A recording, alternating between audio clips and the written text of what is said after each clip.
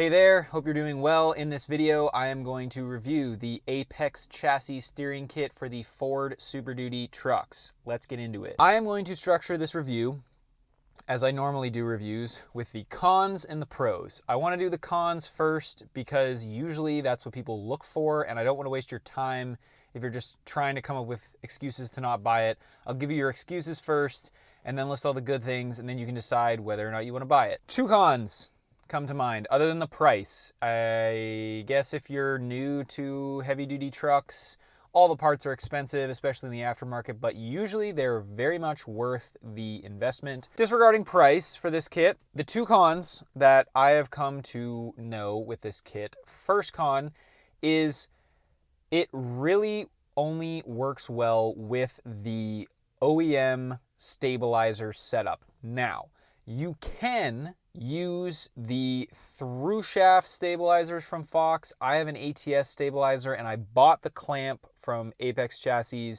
to have that upper stabilizer work, but they do not recommend it. And I can't say that enough. I'll put a link to where you can order this from their website, but you should, when you go there, look at their recommendations. They do not recommend through shaft stabilizers. They give a part number for an older Fox model that has the mounting bolt that goes through the drag link. That is the one you want. Bilstein also makes one, and then Carli makes one, but you obviously have to have a Carli kit for their stabilizer to work so that all the steering geometry works correctly.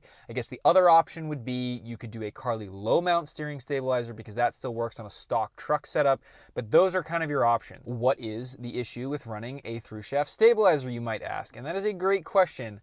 I am not sure, but my theory is that because the through shaft doesn't go through a pinhole in the center, the drag link, when it gets pulled back and forth, can rotate on that ball joint, and you don't really want that. Now, I can't really think of a negative about that other than it would potentially wear out the joint faster, but this kit is bomb-proof, so I'm running my ATS with the clamp setup, which they do not recommend, and I don't either. I'm just putting that as a disclaimer.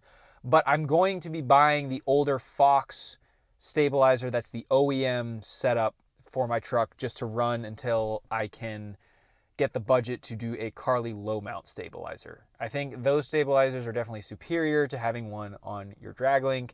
There's a guy in a CJC off-road video, which their channel's fantastic. If you haven't watched their channel, go check it out. But he talks about how it's like trying to stop your hand from moving by grabbing your bicep, which I thought was a pretty funny thing. You want to grab your hand or your wrist to really stop that movement, and that's effectively what you're doing if you put a drag link steering stabilizer on. Yes, it helps some, but it doesn't do, and it's not close enough to the wheels and to the tie rod to really stop that back and forth motion. So, food for thought. That was a really long diatribe on con number one. Con number two, and I experienced this firsthand right when I got this kit, all right? My brother helped me install this kit. He's a mobile mechanic, doesn't have an alignment rack. I took this to a reputable big box shop in Denver, Colorado. I had work done there before, and they completely butchered the alignment.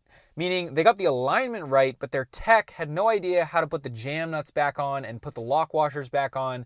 And so my tie rod ended up coming loose, and I had to realign my truck using a tape measure in the mountains, in the cold, and it was not fun and I was not happy. So all I can say is if you do get this kit put on somewhere, make sure whoever's doing your alignment, they either have done this type of an alignment on a kit like this before, or they are smart and understand what they're doing enough to put it back on correctly, because I just had a terrible experience with it and it makes me kind of terrified to get it aligned again. Those are the two things. Two cons: can't use the through shaft steering stabilizer. So if you have it, well, I shouldn't say can't, but you shouldn't per Apex Chassis recommendation.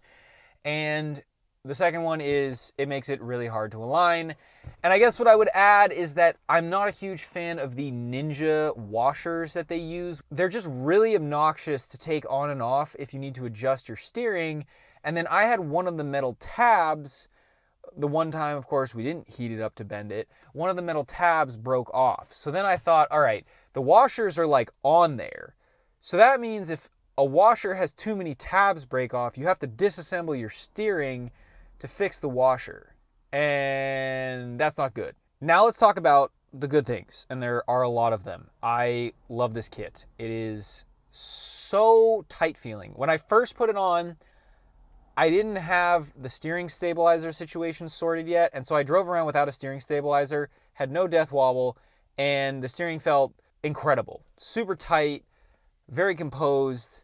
It's the exact opposite, which is what we want, the exact opposite of the Ford OEM drag link and tie rod. And so, you know, even I did have to do one of the alignments myself. Like, it's easy to adjust by just twisting the tubes once you get the Ninja washers off. I mean, man, so well built. Grease fittings on all the joints. I've driven the truck mostly on the highway. I maybe took it on a gravel road once. So I will caveat this with, I have not thrashed the kit properly off-road. So you should check a different review maybe if you're looking for off-road capability. But I mean, the vice president of Carli Suspension, I think his name's Dan, he has a 3rd gen Ram that's built. He has 40-inch tires and thrashes that thing on whoops. And he has this kit on that truck. And I mean, if he can do that with this, then you're probably fine with this kit. And I don't think it's ever going to blow up on you. Most of my driving is interstate driving and around town. I'd say vast majority of miles though are interstate. Now, it's funnily enough, I'm probably going to make a video on this, but I honestly feel like these days you're probably better off building your truck a little bit more off-road-ish because of how terrible the condition of the interstates are these days. I mean, there's just potholes the size of your head, cracks and frost heaves and all kinds of crap.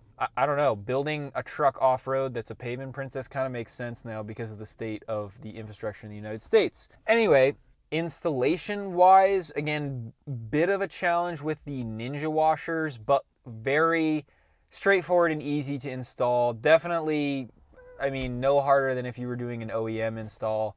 Basically, it's just the most bomb-proof steering kit that you can get. It seems a little beefier than the Synergy kit, which is why I went with it. Now, I'm sure the Synergy kit is really good and super high quality. I know, you know, I've heard from several people that they love that kit and it works really well. I think that's totally fine.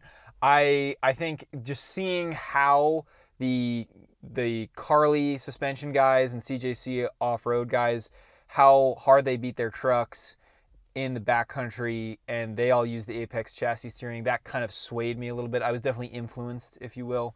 Apex chassis, if you're out there and you find this video, if you want to comment below what the trick is with the jam nuts and the Ninja washers, I will pin it. But I love your kit. It's awesome. Now, I do want to note that this kit I'm reviewing is for Ford Alumiduty's 2017 and newer. So I believe their kit works all the way up to the 2024 trucks. If you have a older truck older than 2017, they do make kits for those. Just check their website. I will put a link below to this kit though, so you all can see it. It retails at about $1,150, which again isn't cheap, but you're not getting OEM components. You're getting incredibly beefy components. The quality and construction of this kit is just mwah. It's amazing.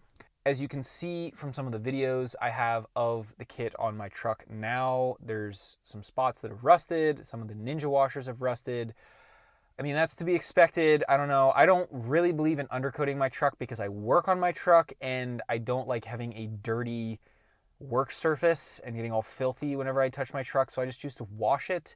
So I guess maybe if you coated it in oil or diesel fuel, old diesel fuel, or undercoat or fluid film or something, it would rust less. I put the kit on at about 115,000. And so I've run the kit for about 20,000 miles and I've thrashed it pretty good. In general, if you are thinking about doing a drag link and tie rod / tie rod end upgrade for your truck, you should just do it because it is a great investment. I guess if you're one of those people who trades your vehicle in before it gets to 100,000 miles, don't bother because you'll end up just trading it before the OEM stuff goes bad. But if you want to keep your truck for a long time, it's definitely worth the investment. I love this kit. It's very well made. Despite its few idiosyncrasies, it is a great investment.